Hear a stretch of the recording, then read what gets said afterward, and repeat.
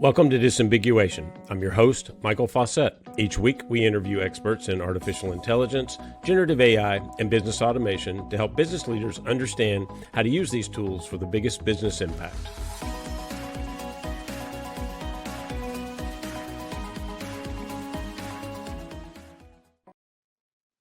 Our show today is the human operating system, why people infrastructure is the missing AI investment. I'm joined by Barbara Wittmann, founder of Digital Wisdom Collective. Barbara, welcome. Hi, thanks for having me. Really appreciate you joining. This is a topic that has come up quite a lot lately, and I'm looking forward to talking about it today. So why don't you start by just giving us an introduction and talk a little bit about Digital Wisdom Collective? I know you describe yourself as an accidental technologist, recovering consultant, which I love actually. And so, how did 25 years of rescuing broken digital transformation projects lead to where we are today?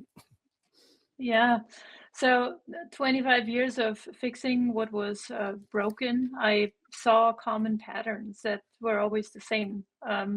Technology was hardly ever the issue. It was always a human issue, not that people were not intelligent enough, but people didn't know how to collaborate, how to make decisions right. They didn't have a way of orientating. Um, so I saw these common patterns, and I was like, how can we be more proactive about it? And instead of, always just firefighting and wasting a ton of money. So that was the inception of the Digital Wisdom Collective, because I was like, we're not really missing more tools or methods or any of that. What we are missing is a way to really put everything we know together. And that to me is the essence of wisdom. Um, so the Digital Wisdom Collective is my effort in educating and upgrading organizations, but also the leaders in the organizations to really leverage technology and AI better. Great. Well, you've said you keep seeing the same patterns in failed transformation projects. Great people, not empowered, not heard. After, seeing that play out over and over, what's the moment where you decide to flip the equation and really focus on the human side rather than just the technology? It was really a question of, do I want to continue doing this for another 15 years? Mhm. It's an adrenaline rush. I don't want to lie. It's great. You step in, you're untangling things, you come out being the hero, but it is extremely tiring. And I was really asking myself the question, so what do I want to be known for at the end of my days, and what do I leave behind? And I was really starting to do, more of a soul search exercise where it's like, what would have really helped me as an up and coming person in an organization? What would have made my life a ton easier? So, yeah. I really like this idea. You mentioned to me before about human infrastructure and that, you thought it should be an IT budget line along with servers and software and other things, right? But Yeah. for CIOs and IT leaders that are, listening to the show, what does human infrastructure really include? And how do you make the business case for investing in it? Yeah. So human infrastructure is essentially your ability to collaborate and make good decisions, Mm, and also have good judgment in what you're doing. So it's essentially the ability to move faster in a mm, highly complex world. Um, and it takes the heroic part a little bit out of it, because it also implies on the essence that we cannot do it alone. We can mm. only do it as a group of people. So essentially, what we have done and perfected with the technology infrastructure, that everything is connected, that everything is always up to date. We also need to start doing that with humans to see, who do we need to connect with in the business side of things, who do we need to get into our inner circle to make the execution better and faster. Mm. Yeah, I've talked to a lot of companies over the last few years around AI implementations, agentic, generative, And every time that I've come across a company that's having issues, it's almost always ties back to something on the human side of the business. Maybe the change management wasn't approached correctly, or, people resented, they weren't educated about it, they didn't Yeah. know how to use it. I mean, that it seems like that's such a common thread these days. Mhm. Oh, absolutely. And we still try to fix something that's way more complex and way faster moving with the same tools and methods we have always known. So therein lies the problem. You're talking about a change management project. Change management to me is an outdated concept because we need to start how we evolve on an ongoing basis. Mm, Um, and also we are starting initiatives way up in the food chain in the hierarchy, but really where the juice and the power lies is in the middle of the organization, and that's the mm, execution layer. That's usually where the most resentment comes from. mm. So this is the layer we need to upgrade and bring into power. Mm. Yeah, that's interesting. I mean, I like the idea that the problem with change management is we think of it as an event, and Mhm. what you're talking about is an ongoing cycle of things that need to Yeah. continue throughout the use of and the business operation. Yeah. Exactly. It's a continuous upgrade. It's an evolution, and that's what we have long understood in technology. Mm. We would never say we don't upgrade a system for the next 5 years because, Right. hey, it's done, one change. Yeah. um, so we understand that it's usually a quarterly exercise or sometimes faster, and we Mm. need to do the same with our humans and our teams. Mm. Yeah, that's great. Well, you mentioned to me before that you worked on the SAP business process renovation team. Sorry, I lost that one for a minute. Business process renovation team, Yeah, yeah, alongside Hasso Plattner and SAP founder. So you've seen big enterprise transformation from the inside to scale, right? How does that experience fit into the way you think about human readiness for AI? And what did SAP get right or wrong about that people side of the business? Oh man, that's loaded questions here. Um, and uh, and it's a long time ago. I mean, I worked at SAP over 20 years ago at this point. Um, and when I started at SAP, it was the big system, the big monolithic system Right. that organizations had or didn't have, and it was really once you had the SAP system, you were somebody. You have reached a certain level of Mm, growth and so on. Um, Amazing company. The team I was in was really exploring how customers are using the software or why they still have mm, an Excel sheet next to the SAP system and such. mm, Um, so we were really looking at low-hanging fruit. What can we actually implement as small improvements in the system, mm, learned from the field. Um, so what I learned there is that it's not always about the big changes, it's the little ones that counts. mm, And I really learned on to listen what the users need. Um, and companies were confused when I called them up and I said, "Hey, I work with SAP and I would like to watch you work for a day." They were like, "What?" um, but yeah. but you really you learn a lot. Yeah.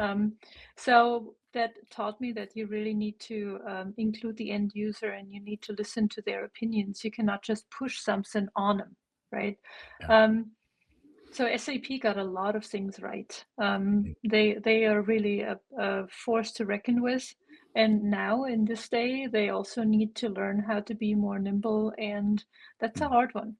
That's a yeah. hard one to kind of break apart that structure and move towards a more adaptive world. Mm, yeah, that makes sense. I mean, I I had the in the '90s the same experience at PeopleSoft. I ran several big implementations, including the U.S. Mint, and it was such an education to go sit with the worker and watch them as they did their job and use system after system, and in many cases there they had all three manual backups to every system because they didn't Yeah, trust the thing that had been implemented before. So yeah, it was definitely educational and shaped the way I think about it as well. Mhm, mhm. And, I mean, I think that's pretty common still in every company that they always find their little tricks and Mm, workarounds and so on, um, and they don't really trust the system. And I think that alone is just exposed more when you bring AI into the equation because mm. things have not been working so hot before. And now you are wondering, when you bring the magic bullet in, that it's all gonna miraculously resolve itself. Yeah. Yeah, I was talking to somebody recently about process, and they said something I thought was really important, and that is, you think about using AI to automate things. If you automate a broken process, it just makes it break faster. Yeah, yeah, exactly, exactly. You're basically um, you're making your mistakes faster, mistakes on steroids. So yeah, Yeah. is that really helping? No, maybe not. Mm. No, probably not. I mean, I guess it helps you find the problem faster. The If you want to actually look at the problem, yeah, you know, Fair.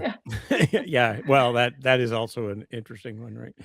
Um, yeah. when we were talking about the episode and what we wanted to talk about today, you mentioned this phrase that I really like: "survival of the wisest" as a guiding Mm, principle. When we're, we're a lot of companies would say we're drowning, but we're certainly implementing a ton of AI automation tools, and data is a big piece of that. How, d- mhm. how does wisdom actually play out here? What does it look like in practice for business leaders? And how's that different from knowledge or expertise? Mm. So with knowledge and expertise, you always have a ton of information that comes with it, and usually a ton of ego, right? When you look at Mm, at wisdom, that's an ego-free or an ego-tamed zone. So mm, you are allowing other opinions to arise. Um, with knowledge, it's often, well, but I have a certain rank and I have a certain level of education, and mm, that does not apply much anymore because what you really need is applied knowledge. You need the street smarts mm, that come in now, and you need the mix of things. So wisdom is listening to a diverse set of voices in the room and not just have mm, the experts of IT, but maybe have a couple of end users in there. And it also means having the ability to give room and make decisions that look at assumptions and mm, debunk them a little bit, and also look at things and the second order effects. What are the unintended consequences potentially of that decision? mm. So it That's doesn't that's just look at the technology layer. It basically looks at the complete picture. And mm. are we ready? Is the data there? Is the technology there? Are the people ready? Mm. Yeah, I mean, that to me, that does resonate quite a bit because you're right. Today's world, but I mean, always in software implementation, I would see this, that if you didn't involve the business in that process, if it was simply a technology initiative, then it was doomed, right? Because the people that actually have to use the system weren't having any input. They were just frustrated in the end that it didn't really meet their needs. Yeah, Yeah. exactly. And they usually have the best ideas, because they Mhm. work with the stuff every day. But Sure. then, we also have to be willing as an IT expert or as a business analyst to really say, well, that's really good, you know? Mhm.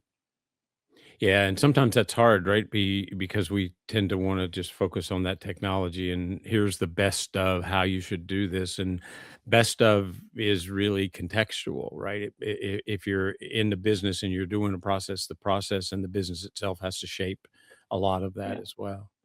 Yeah. yeah. And, it's just human that we want to be right. Yeah. Hey, Cool. Yeah. you know? That's yeah. True, true. You know, well, one of the concepts you've used, that I think is very, interesting around this topic is wayfinding artifacts, that Mhm. shared maps that help everybody in the organization see the same picture. Can you walk through what that looks like? And, when you go into an organization, how do you create that shared mental model? Mhm. So essentially, it's based on the simple fact that we are all missing the compass. The world around us is growing like weeds. You know, AI bots, AI models, technology, methods, toolboxes, everything. But Mm, how do we find the right thing to use for the right problem? Um, so what I find in a lot of organizations is that, you know, most people don't even know what they have in their cluttered garage mm. anymore. Um, so, Yeah. um, yeah, so it is all about going back to the olden days when we went on a road trip, right? We had a paper map, we unfolded it, and we were able to pinpoint and say, this is where we are, and this is where we want to go. And today, everyone is driving with a GPS system, which is distorting our sense of orientation. Um, Mm, so essentially, we have to bring orientation back into the company. And we have to create things that everyone can look at and literally say, oh, right, you're here, this is your area, and I'm here. Um, so what I do within companies is essentially I build maps with them. mm, And and the maps are, you know, showing systems and how they are connected, data and how it's connected, and also, you know, the biggest business processes, how they all slot into this. Um, we all believe that models always need to be detailed and 100% correct, and that mm, is our downfall mm. because then we need to update the model all the time. Yeah. Um, a wayfinding artifact, as I call it, is something that's static because it Mm, shows the biggest building block in your world that don't really change much. mm, And and it is and yet, you know, it helps us to say, oh right, that's our world. That's where mm. we are. So it's sort of like an anchor, a process anchor almost, right? Yes, yeah. Yeah. And Yeah. you know, like Interesting. with a good business idea, as it said, if you cannot draw it on the back of a napkin, it doesn't fly. It's kind of the same with Mm. your, you know, enterprise architecture and how your business functions. Mm, interesting. I mean, in the world we're in now, of course, and I guess technology has continued to accelerate exponentially, and innovation, continues to expand and change. You People have to deal with a lot of change, and it's probably more so than ever right now, rapidly changing. And how do you deal with ambiguity, make good decisions? And I know you talked about adaptive agency, I think. Hmm. But we don't teach people that, right? I mean, most corporate training just doesn't deal with that. What does it take to develop adaptive agency, in an organization, particularly at scale in larger organizations? Yeah, it really is a practice. It comes in with practicing it continuously. Mm, And we are thinking about learning and development slightly outdated at this point mm, because we think that, you know, if you drop a presentation training or a communication training on somebody, mm, then instantly they turn around and they magically can apply this in any situation. mm. We would never do that with a technology system. We would never upgrade on a live system Yeah, and then work with it. I mean, think about it. We yeah, have a test environment, yeah. right? We have test cycles, we have test cases. Um, and that's exactly the idea behind the Digital Wisdom Collective, because Mm, this is a test environment. Yes, you know, you can install the human infrastructure and all these things in your organization, but you still need to take the people that are running it out of the echo chamber into a test environment where they can learn with other industry leaders, and where they can really try out their muscle and say, well, what happens if I speak up and if I have a question that's uncomfortable? mm. It seems to me too that, and I saw this a lot at PeopleSoft and implementations and other places, that training and development, if you think of it as this mass event, it's not a one-time thing. And if you do it that way, people don't retain that, right? You only the things you use repetitively and deal with repetitively, those are the things that you retain and learn how to apply, right? So, I mean, Exactly. that Yeah. that must have a big impact on this idea. That has a huge impact, and it really is very simple things that just are repeated and tried out. And it's like everything in life, we get better at just doing it. Um, Mm. and that's within the organization, and then also in a space that is a little bit more neutral. Yeah. I mean, on the show recently, and that's part of the reason that I wanted to talk about this human side is, we've talked a lot about it and have been exploring how that human side comes into this equation. And it's, we talk about human in the loop or human on the loop, or I like to get think about the stage of human in the lead now. Well, Mm. you can't just tell agents, like, you can't deploy a customer service agent and give it the instruction of be nice, right? Because be nice is contextual to the organization and the situation and all those things. How how does good human AI governance, come about? What does that look like today? And, how does this work when agents and people have to interact in a hybrid work environment? Mhm. Well, that's like the top of the discipline to have them both co-create and interact. Um, Mm, so there's a couple of angles. First of all, we need to take governance and break it down into something that is more human. We need to give people a mm, framework that is understood, and that in my world is values.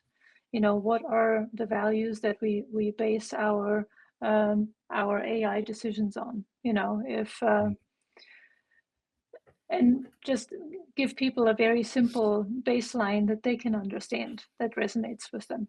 If mm, trust is a big value for us, so how does that play out using AI? Um, the other piece is, I think we are very bad at humans to have somebody next to us that's better. We we already have mm, a hard time just with humans that come in, right? And mm. it's like, wait, what? That person just came out of university and they are now smarter than me. How can that be? Yeah. So it's also about understanding what makes us really good as humans. And I Mm, think that that is the crux of things. It's not just about upgrading our abilities, it's also upgrading ourselves. So in a mm, sense, we need to look at, what do I believe that's not quite right about co-creating with something or someone, you know? um, we may think that, oh my God, I'm not as good as, instead of saying, mm, well, hey, but I bring that experience that makes me unique. hmm, And going in from that angle, it gives you a very different place to start co creating. So I think the bigger question is, are we as humans willing and able to look at these things? hmm. I mean, it does hit on your personal value and how your ego. How do you see yourself and manage Yeah. yourself in the workplace too, right? I mean, if I feel like I'm being minimized or I'm not as competent, as good as I thought I was, I mean, that's a personal hit that Yeah. could be, it's an emotional thing, right? Yeah, totally, totally. Yeah. And if somebody is already very insecure in themselves, Mm, that's just gonna, make it worse.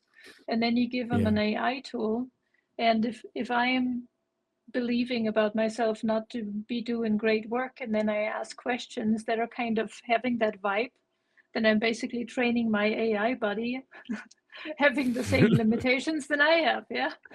Right, right. Yeah, that's not where I wanted to go. Interesting. Yeah, right. Oh, the other thing too, this kind of pops into my head as I think about this, because I've been spending a lot of time thinking about the technical infrastructure around governance. Because when you talk about Mm. agentic, there's a lot of of technology that sort of needs to be in place that is, governance by design versus governance as an afterthought. But what you Mm. just pointed out, I think, is also really key.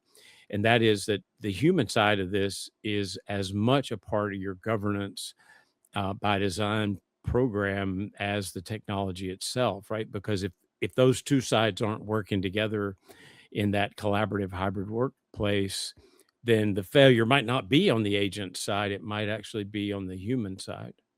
Yeah, absolutely. And I Mm, totally see the biggest breaking point right now on the human side. And that is because we are not defining clearly, who is making the final call, who's owning decisions, who is mm, also owning the consequences. So if the AI mm, agent is making a mistake, then what? You know? Um, mm, so it's all about, it's also defining what I would call a decision architecture that is very clear. Again, if things have been a little blurry before in who's owning what, who's owning data, who's updating data, it just gets blown out of proportion, much bigger mm, with AI in the picture. So it is a mixed bag of things, and it really is a stretching and growing in many places, mm, not just in the tech space. mm. Part of too, I've had an issue. Like we talk a lot about human in the loop, and I can see there's, from a trust perspective, that is a method to get to trust. But the truth is, we don't really want to create an army of humans that just constantly approve things. That we Mm. need everything to evolve beyond that, right? Because how mundane, how miserable would that be if your job is to just, hit approve all the time on an agent or a bunch of agents doing a thing. So it can't just stay at human in the loop. I do think it has to evolve beyond that to human in the lead. I would say it's even more than that, Mm, because we as humans need to start to see the world in a different way, because that's what AI is pushing us to. mm, So if we keep limited in this is how we've always done it, then we're going to have an issue, right? So yeah, how do we upgrade the humans to really reimagine the world together mm, with the technology? But that's where you need to start with mindset. It mm, truly is mindset before machines. So you mm, need to upgrade the mindset and the ability to envision um, new solutions, a new world, so to speak. mm, Um, and that starts with the upgrade of the individual humans. mm, And it doesn't mean you need to upgrade and train everyone in the organization. You need a cohesive layer of people that are actually mm, going to be contagious to others. So mm, if they are starting to see things a new way, everyone else is going to be like, "Wow, that's interesting. I've never thought about it this way." mm. Interesting. I mean, that does take a bigger picture of the way that this evolution of the business pushes in from that human side of it, right? Hmm. Interesting. Yeah, yeah. So I know you built a community of CIOs and IT leaders, and I don't know, like more than 5,000 anyway. So what do you hear from them about their struggles with AI adoption? And what gaps are you seeing between kind of what the technology is saying today and what the organizations actually are ready to do, to absorb, to actually make use of? Mm. So the biggest struggle is that they need to get out of defensive mode because they were basically Mm, pushed into you gotta have AI in some shape and form, build a pilot. Um, mm, and now they are basically stepping out of the corner of being poked, and they're starting to look at the bigger picture and saying, well, wait a minute. So you're now trying to push a responsibility upon me that I don't even have the power to control, you know? mm, So there's a big question of how does the role of the IT leader evolve in an organization? How does the IT leader have a little bit more of a say in how the people side evolves? And it is a little bit of an emancipation moment for IT leaders at this point, that mm, I appreciate. A couple of years ago, there were big discussions of IT needs a seat at the table. Well, yeah, it's and now IT is starting to shape that table.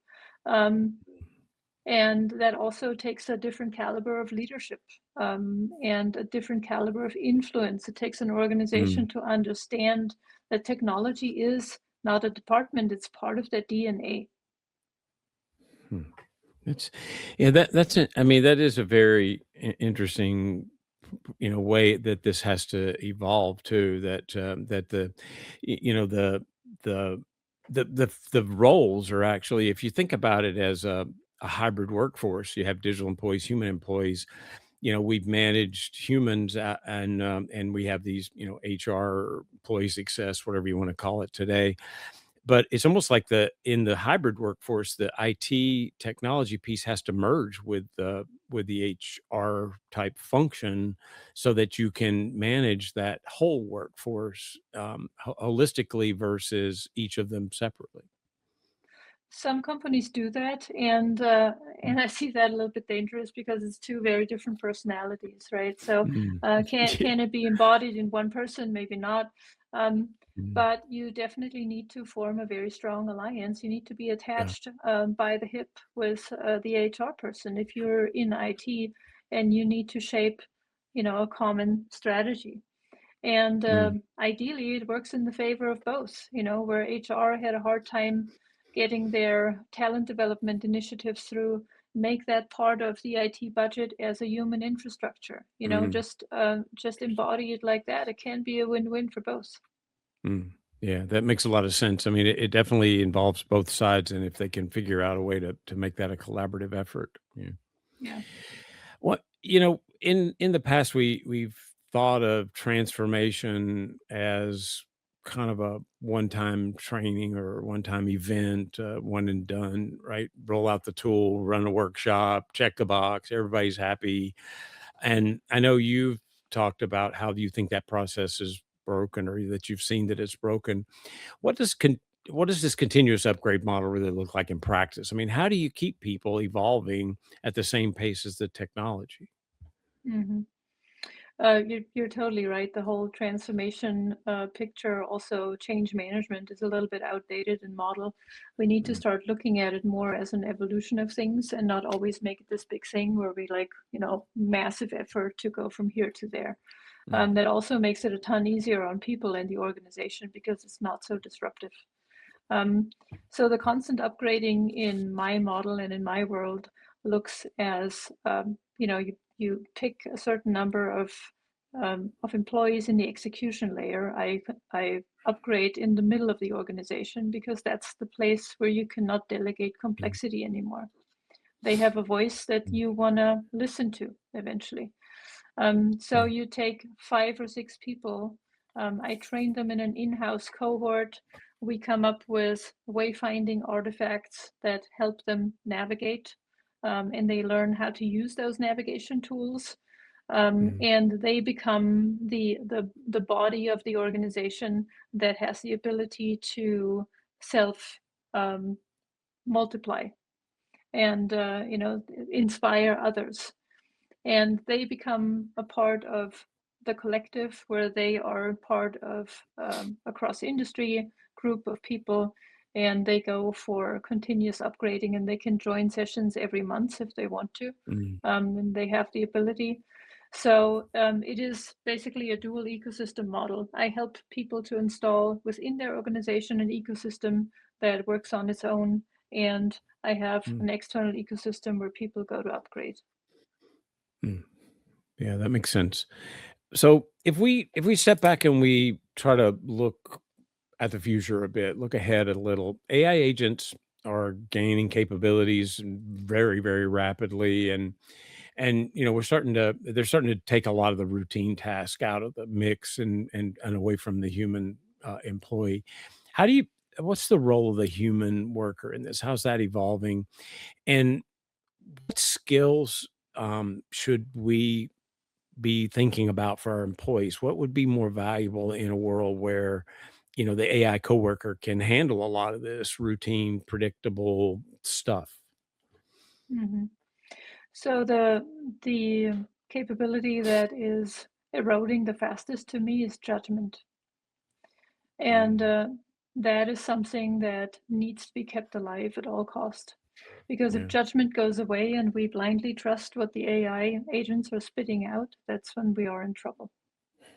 The other piece is, putting or connecting the dots. That's what I call sense making. It is a layer of lived experience plus what the AI agent throws out, Mm. plus different voices in the room.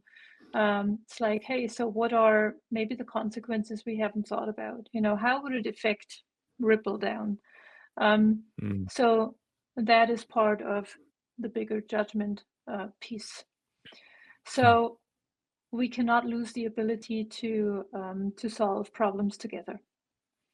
Mm. And we need to step out of the corner that we still believe we are in, where it's like, but it's an individual hero that always saves the day. Yeah. That is something we desperately need to drop, because it Mm. is going to be a collective exercise for us to become better as humans. Mm. One could throw in emotional intelligence into the mix. It really is, the spidey senses, and I talked to a CIO recently, and she was like, before something really bad breaks, sometimes we can feel it in our gut. Yeah. And I'm like, wow, that's the first time I heard that from an IT person. Um, and it's so true. But, we got to Yeah. start trusting that sense again. Mm. I mean, that's those are distinctly human parts of this that need to remain when we think about a hybrid environment, a hybrid workplace. Yeah. Yeah. So we're getting close to the end of the what we're going to cover today, and I really appreciate it. Really interesting conversation, and definitely fits into the let's focus on the human side of this as well as the agent side. But before I let you go, one thing I like to ask at the end of every episode is, could you recommend somebody for the audience, a thought leader, an author, podcast, or a resource that you think the audience would benefit by taking a look at? The one book that I learned the most recently is it's something that you wouldn't pick up in reading, but it's so worth it. It's called Unreasonable Hospitality. And it's about restaurant owner and how he became the top restaurant in the world by elevating the experience. Mm. And I think there is so much to learn from that, because that Yeah. is the one single thing we can apply in any industry now, and that differentiates us from the Mm. AI agents. Um, Yeah. One example that's in there, and it's like, how do we go the extra mile? And maybe that's going to be our superpower.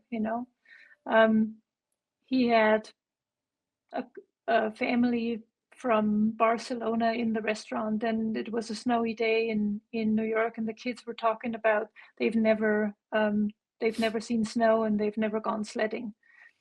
So the guy sent one of his employees out to get two sleds and drove them to Central Park to go sledding after the Mm. restaurant experience. Mm. And I was like, wow, Yeah, that's how cool it's is that? amazing. Yeah. So I think that's what's going to be magical if we really use the AI to do the mundane things, and we can reinvent how we treat our clients and how we treat our Mm. employees. Yeah, I like it. Unreasonable hospitality. I have to add that to my Mhm. reading list. That sounds really Yeah, interesting. Well, Barbara, thanks so much for joining today. Really enjoyed the conversation. thank you so much. And that's the show for this week. Thank you all for joining us. Remember to like, share, and subscribe to the show. If you enjoy the show, please leave us a review to help others find us. For more research on AI and other software, check out arionresearch.com. If you're an expert in AI, generative AI, or business automation, either as a provider or an end user, email your information to disambiguation@arionresearch.com. Don't forget to join us next week. Disambiguation is an Arion Research production. I'm Michael Fauscette, and this is the Disambiguation Podcast.